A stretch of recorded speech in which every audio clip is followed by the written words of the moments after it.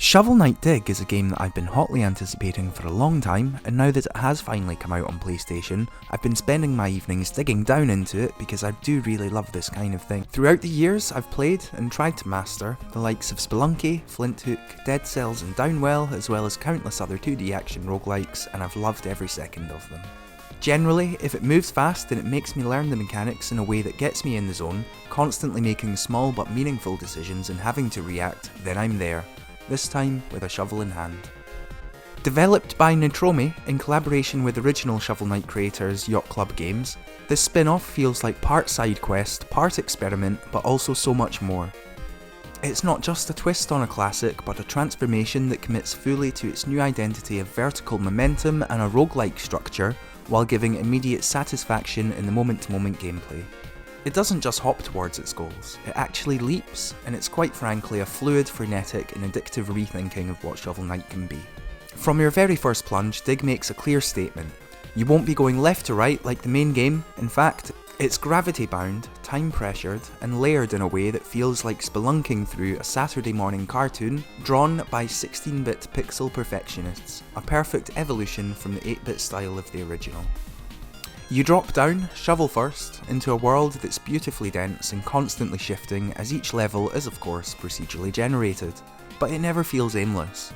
There's a real intentionality in how the rooms connect and secrets are hidden, and even how enemies appear. The verticality is fast, almost rhythmic, as there's genuine tempo to how you progress, falling, reacting, bouncing, redirecting. The comparisons that jumped immediately to mind were Downwell and Flinthook, other kinetic, pixel-rich roguelikes that trusted players to stay in motion and master their own momentum. Where Flinthook gave you a grappling hook and a bounty hunting space loop, while Downwell puts guns in your boots, Shovel Knight Dig gives you gravity and your old trusty shovel, but the way that you use it feels just as fresh and just as expressive. Beneath the retro visuals and the punchy feedback lies a razor-sharp design ethos. Every dig is a micro-adventure as you collect keys, scour for golden gears, dodge traps and dispatch foes, all while a sawblade inches closer from above, daring you to hesitate. This constant pressure encourages boldness.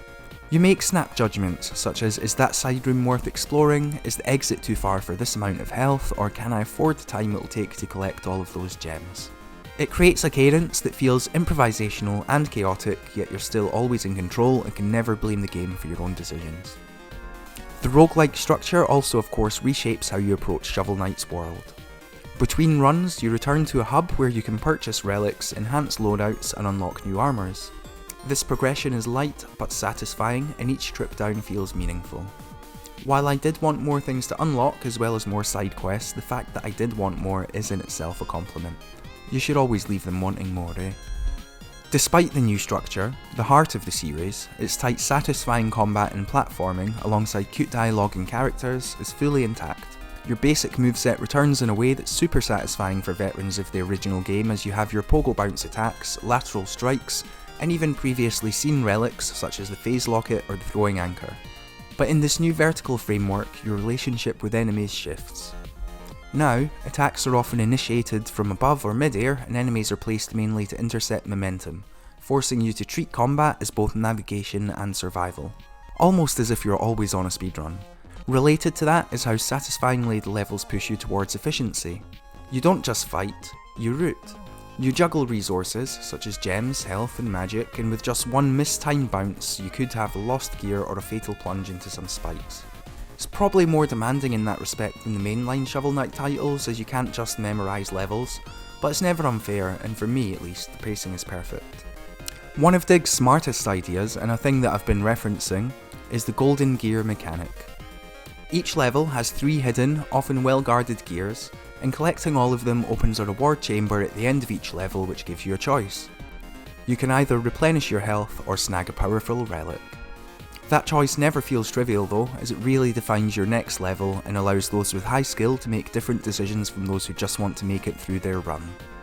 Would you like pure sustainability, having lost concentration during a tricky section in the previous level, or do you take an item that will give you an advantage that might carry you further if you play perfectly? This balancing act adds tactical tension to each floor, and even a failed full gear collection feels like a lesson in routing or decision making, and it does still offer some reward, albeit much less. You begin to see the dungeon as a puzzle, not just a gauntlet, and that's another sign of a good roguelike. Each area culminates in a boss fight, and as always with Shovel Knight, the designs are expressive, mechanically varied, and they escalate well while also just being fun characters overall. They don't just block your progress, they feel like chaotic finales to everything that you've just navigated. Much like Flinthook's boss bounties, these encounters reward movement mastery as you're dodging, bouncing and threading through hitboxes, all while the arena shifts around you. No matter how many times you fight Drill Knight for instance, you never quite relax, and that's by design. And the music from the original Shovel Knight composer Jake Kaufman? More bangers. They pulse with tension, triumph and energy. Each track is distinct but united by that trademark blend of chiptune melody and rhythmic urgency. Everything sounds familiar but different.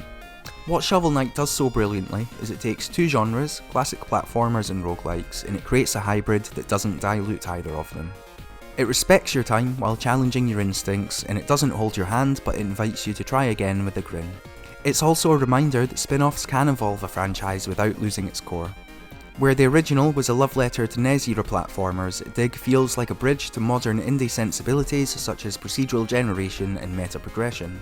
Yet despite that, it's all grounded in the character and world. This is the kind of game that you pick up for a quick run and then suddenly you realise that you've been playing for a couple of hours, chasing just one more perfect descent. It's compulsive without being grindy, and it's generous without being easy. And here's something else I love, right? The game's full of this weird sort of Scottish Gremlin-esque energy. Like if you just dig a little bit beneath that 16-bit surface, there's this odd kind of folkloric undercurrent to everything. You've got talking bugs, ancient treasure hoards, secret underground lairs, and it all feels like it could be some sort of bizarre Highlands myth, especially with all of these eccentric characters.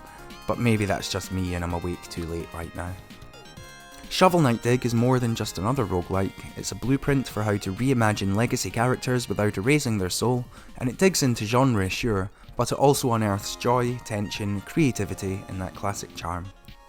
If you've loved Downwell, you'll recognise the momentum and the kinetic joy of navigating chaos. If you loved the original Shovel Knight, it will feel like seeing an old friend take on a new path and thrive. And if you're new to both, welcome.